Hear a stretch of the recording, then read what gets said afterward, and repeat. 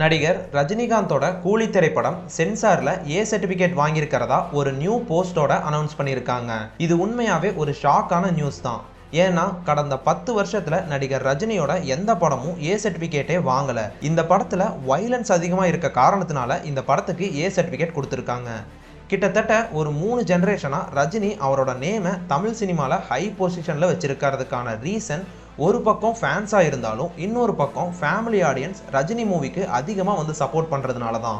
இப்படி இருக்கும்போது இந்த படத்தை அடல்ட்ஸ் மட்டும்தான் பார்க்க முடியும், 18 இயர்ஸ்க்கு கீழே இருக்க யாரும் இந்த மூவியை பார்க்க முடியாது. அண்ட் நீங்க ஆல்ரெடி 18 இயர்ஸ்க்கு கீழே இருக்கவங்களுக்கு டிக்கெட் புக் பண்ணிட்டு வந்தாலும் அந்த அமௌண்ட்டும் உங்களுக்கு ரீஃபண்ட் பண்ண மாட்டாங்க. ஒருவேளை 18 இயர்ஸ்க்கு கீழே இருக்கவங்க இந்த மூவியை தியேட்டரில் வந்து பார்த்தா அந்த தியேட்டர் இன்சார்ஜாக இருக்கவங்களுக்கு 1 லட்சம் அபராதமும் அது போக 3 வருஷம் சிறை தண்டனையும் கிடைக்கும் அப்படிங்கிற மாதிரி அதிகாரப்பூர்வமாக சொல்லியிருக்காங்க.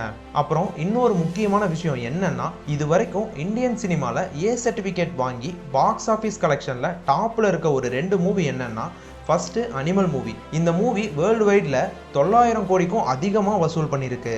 ரெண்டாவதாக இருக்கிறது சலார் மூவி. இந்த மூவி வேர்ல்டு வைடில் 500 கோடிக்கும் அதிகமாக வசூல் பண்ணியிருக்கு.